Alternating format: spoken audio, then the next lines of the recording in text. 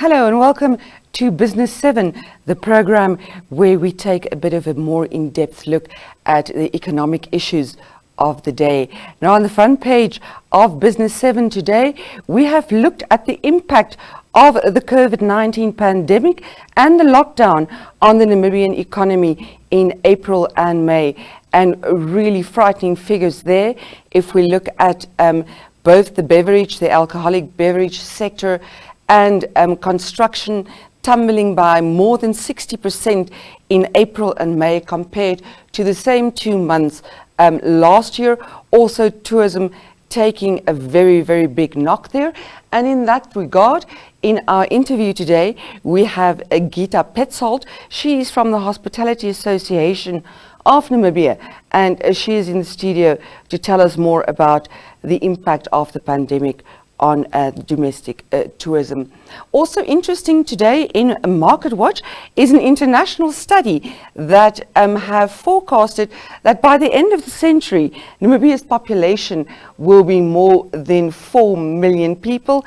Now, compared to what it is currently, that means that the population will be increased by about 75%. An interesting piece, seen as the last official statistics that we've had around the Namibian population dates from 2018.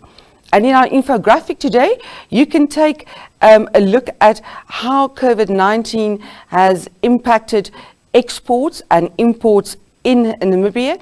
Now, in April alone, our exports have tumbled by more than 30% compared to last year. I hope you enjoy.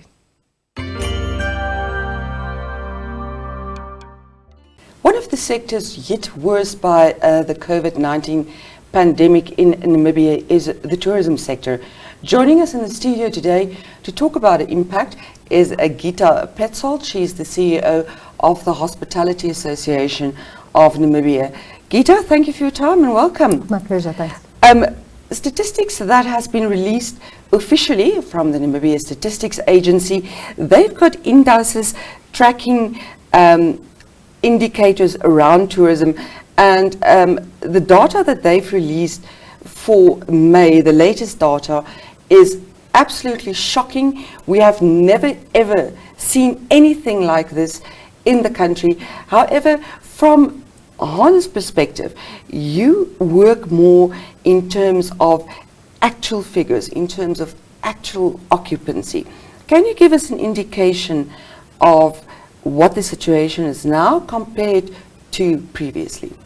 Now, we have sort of compiled monthly occupancy stats, those rooms and bed occupancies that we've been doing since the year 2000, and provide these statistics on a regular basis also to the Namibia Statistics Agency. We give those figures to the Bank of Namibia and many other stakeholders within and aligned to the tourism industry, because we always claim that tourism is everybody's business, and statistics that you have revealed in terms of the greater economy actually now prove that too, because together with tourism being very, very hard affected, you see that the beverage industry is affected. All our main suppliers to the industry, be it the caterers or the hardware and software suppliers, are also without any orders in their books. So it has been a very hard knock. Just to give you a perspective, we have been sort of issuing the quarterly reports, and January was still fair. February we still saw just sort of a decline already with the first cancellations coming in, because that's when the coronavirus hit the world stage. Right. So our first quarter looked disappointing. Second quarter, that's now April, May and June, are absolutely, it's bleak. I mean, April obviously was very bad because it was our lockdown month, but we still had some quarantine people that were occupying some of the beds that we have available in the industry. But since then, I mean, Namibia has been lucky enough, other than South Africa, who's still locked out completely when it comes to the tourism industry and hospitality. Our hotel industry or hospitality industry has been operational since the beginning of May, and then in June we saw the addition of restaurants being able to offer that wining and dining experience, very important for our industry too. But unfortunately, Namibian market as such is small, has always been small, and now added to that is the very hard knock that everybody, you and I and everybody else included, is taking in terms of finances. So leisure spending is minute, and we see that in our stats. So occupancies of 4%, 5%, 6% is what we are talking about now. While any normal business, I'm told, in the tourism industry, from high end to low end, needs at least 40, 45% occupancy to break even. We're not talking profits there. Not talking money. Yeah, making so money. we are in dire straits, to put it plainly. Yes, that is absolutely scary. If you take an occupancy of 4% and you need 43, 45% just to break even, and breaking that down even further, if you look at your statistics, it's something like out of every 20 beds available in the sector, one has been sold in the last quarter. So truly frightening statistics. You work with the industry and people in the industry on a daily basis. How does this affect the people you talk to in the industry? Where are they? What is their mindset?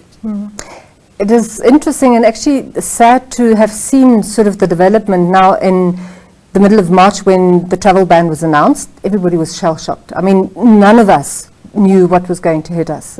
We all were hoping and praying that it would be something that would hit us, and then 4 weeks down the line. So we were never able to sort of predict that we would be sitting in the middle of July talking about the severity of this impact. So March was shell-shocked. In April, Namibia was locked down. We were trying to keep ourselves in high spirits, and there was this beautiful video that was done, prompted by the Namibia Tourism Board, while the world is waiting, Namibia is ready, we were waiting for you, had a wonderful impact. It kept the spirits high. We were first in line, made a big impact on the international tourism industry. We got a lot of sympathy. And Namibia's image hasn't suffered at all, because Namibia is seen as that ideal haven to go to once the lockdown is over. So that's what we did in April. In May, we were able to open our hospitality industry. Also came with some challenges, because obviously in April already we started talking about tourism protocols and those standard or special operating procedures that now needed to be put into place to make sure that we can provide a safe environment. So lots of things have changed, and there were challenges. But our industry has always been keen to meet those challenges and exceed them, because that's the motto of Namibia, under promise and over perform. So our industry has been prompted to get ready and have all the measurements in place in terms of social distancing and hygiene, etc. So that's what we kept ourselves busy doing in May. And then there was this wonderful promotion of local tourism. We saw quite a few Namibians take up those offers that are still in the market in terms of visiting lodges at a wonderful price. So in May and June we did have some activity in the hospitality and also in the restaurant industry to keep us going and to keep us sort of hopeful. But we saw the declining numbers, and speaking about figures, some people have not even opened their doors yet, because they say it costs too much money to actually restart all the engines than the bit of money that is being made through local tourism. And sadly, I've seen that many people are starting to lose hope. I mean, in April, government was kind enough to announce the stimulus package, and tourism has always been on there, tourism and construction being the two industries that were always highlighted as needing support. And there were ideas of wage subsidies. They've only started to roll out now a couple of weeks ago, which is sort of 3 months, 4 months down the line. Okay, a Social Security Commission has moved the target date from April to June now to May and July. But unfortunately, I mean, with the travel ban comes the reality that there is no work. We are disallowed from doing what our people are being paid to do. So yes, there have been quite a number of retrenchments. Many people sent home on half pay or even less. Some people in the industry, because in the industry, tourism is a very special industry, because we work with dreams of people, that people have so much passion to do what they need to do, because it's a people's industry. So we also had some of the staff members that said, we're willing to go home, and many of the lodges have then sent them home with food parcels, etc., saying as soon as we open up again, you're the first that we will call back, because then we need you to treat our guests, to work with the people that we attract to Namibia. But unfortunately, financial pressures are now such that many people cannot prolong the decision of not retrenching, of not closing down, because we've had some companies already losing all kind of financial means to actually keep going. So we've had a couple of closures already. And that always with the hope that, yes, things will be better. And at the moment we are in limbo. We've made all the tourism protocols. We've had good engagements with government. We have been made to believe that there is understanding for the demise of tourism and the need to reopen and to reallow the business to run. But there seem to be other pressures that are sort of moving away the focus from tourism and business rescue to other means, which is concerning. So in terms of the tourism industry, you are quite ready to ensure as far as possible that you've got all the safety measures in place once the tourists come back. Well, there's no guarantee in life. Of course not. Life is a risk, and we have put risk mitigation measures in place and benchmarked ours against South Africa, against international protocols. So we feel safe, and I know that the Namibia Tourism Board is also trying to benchmark it against the UNWTO, the World Tourism Organization, and also the Travel Council, to see that we are in line. We call them risk mitigation because, we need to, life is a risk, and we are trying to optimize those risks that are being faced. Yes, travel has been, not only in Namibia, but worldwide, been seen as the virus spinner. I mean, with movement come engagement of people. So we are aware that a lot of movement of people would actually pull or move that virus with them. So these risk mitigation measures have been on social distancing, on pre-testing, to make sure that the people that we invite into Namibia for at least the first phase would be then those people that test negatively for COVID. And I know it is restrictive because many people don't have the means to be tested. It comes at a cost as well. But just to show government that we as organized tourism are very keen to do it the responsible way, and that we also have a responsibility which all citizens should share. I mean, it's not government's responsibility to keep us safe, but they should allow us to show and demonstrate that we are responsible and that we take measurements seriously. So these protocols have been rolled out. The industry is aware of them. We have pleaded with them. Look, we haven't gone to every door to check whether there are soap dispensers all over. But those protocols have been put in place, and Namibia has been lucky enough that we were able to put them to the test. We've done so in May and now in June as well. They seem to work. I mean, yes, there were some comments about, there's no COVID here in far remote areas of Namibia. But we have pleaded with our members to be very serious about what the challenges are, and have heard very good stories as well about, the staff feeling safe and they are all equipped with the PPEs, etc. So we feel comfortable enough to say that we took all risk mitigation factors into consideration to set up for a new sort of reopening of the tourism industry, which now we're hoping is possible as soon as we can. Yes. Of course, tourism being one of those sectors where we can, once we open the borders, where we can immediately see some kind of effect once the tourism industry sort of gets in visitors, etc. But of course, there's also time is of the essence, because we're moving into, or the tourism sector is now in its high peak season. Yeah, that's a challenge for Namibia. That's why we were keen and so happy when government announced that trial phase of mid-July, because July is actually the first month of the tourism high season. Now, Namibia has been able to ebb those spikes of low and high season over the past few years, but we still have a very predominantly high tourism season from our main source markets at Central Europe, from July, August, September and October, and yes, moving into November. But we're now in the midst of high season. And the further we prolong the reopening of borders, because, if we were to pronounce today that we will open tomorrow, it doesn't mean that the day after tomorrow we'll have tourists. We need the airlines organized, we need the agents to reconfirm bookings and planes. The tourists, they are now in their holiday season, so the main market is now in August, September in the holiday season. We have a window of opportunity still for the autumn holidays in Europe. Now, many people say, why do you always focus on Europe? Namibia is lucky in that way that we have a very established and a very confident Central European market, and that's been almost our bread and butter for the last couple of years, and especially in a crisis. Yes, they say crises are always times for change as well, but at the moment we need confidence, we need established sort of trust and partnership relations to actually open those doors efficiently for the interim. And for that, we basically need those established links and open air routes, open access to our source markets. And that's what we're hoping to do with the European market as soon as we can open the borders. But obviously for that we need government's engagement, bilateral or multilateral discussions between governments, etc. So there are quite a few stumbling blocks still in the way once we have agreed to the process. And the longer we wait, the longer it will take for us to open. And if we move into August, September, then we will have lost our main season or our high season. And anything from December to July is just ticking over, is basically just making ends meet. But the scope for profit making will then most probably be pushed for until July 2021, and that for many of the businesses futile. No, it's absolutely not sustainable. When one talks about the tourism industry, very often people tend to think that you're only talking about your restaurants, your lodges, etc., etc. But there's also a community aspect to it, and community-based tourism will be affected by this.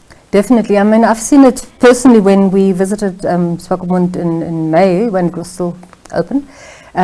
The street vendors, you know, on the beachfront, they had such empty eyes because there are no clients. So even that little man on the street, not wanting to sound derogatory, but it affects them just as hard as a big company that has liabilities and bank loans to pay. And we've seen that also in the communities in our conservancies, where also their main source, their actually sole source of income, being tourism, being hunting, has been basically cut. For the moment. Luckily, because of the good understanding of some of the development agencies, a lot of money has flown into conservancy and wildlife and conservation, etc. So at least the contribution that tourism and the joint venture private sector partners have paid over to conservancies in terms of the joint venture concession leaseholds that they have, that has been taken over and is being taken over by the grants that came through from, you know, the German government last week, for instance, was made a big announcement of millions of euros flowing into our conservancy part. So at least that provides some relief. But it's not sustainable. Tourism keeps conservancies and livelihoods alive in many of our remote areas, which are the most attractive almost for tourism. Absolutely. And only a sort of a smooth and a well-running tourism industry will have a sustainable guarantee for livelihoods in those areas, and that's key. It's not the big hotels only in the centres of towns, but it's our communities out there that are dependent on tourism, and their livelihoods at the moment are at risk. As you've mentioned earlier, there is now a more emphasis on local tourism, etc. Although that has also been a big drive from your side in the past. But to which extent can domestic tourism mitigate this impact? Well, we've tried it. I mean, in the beginning we had meetings with the ministry and NTB just after the travel ban and said, okay, if the borders are locked, shall we do something locally? And were sort of warned against it at the time because I said that's exactly what Italy did, so please don't promote travel at the moment while we are trying to assess what kind of harm is being done by this virus. So we were halted a little bit by authorities, but since then, I mean, private sector took over and there were private organizations that do the localist lekker, and it helped with the spirit of tourism, and you know, we do promote it, and it keeps our people also, almost said it keeps them sane, because at least they have a means to get up in the morning and to serve. But talking about figures, in good times, local tourism made out between 9 and 12% of our local market. At the moment, we're down to them predominantly filling our beds. But you see that the occupancies are 5-6%, and that will never pay the bills of tourism, unfortunately. So I still feel that the value for domestic tourism is much more in terms of marketing our country, because I feel every Namibian that has seen the beauty of its country will go back and be an ambassador for our country. So for me, the value in domestic tourism lies not so much in the payment of them spending at lodges, but the appreciation they get for their own country. We should ride on that. But we cannot hope for them to help us sustain our businesses. No, of course, absolutely not, especially not in the current economy with the consumer having virtually no buying power. Gitta, we want to thank you for your time and your insights, and we wish you and the rest of the tourism industry only the best. Thank you very much. Sticking to our theme of tourism, that is all we have on the menu for you today. Until next time, stay warm and stay safe.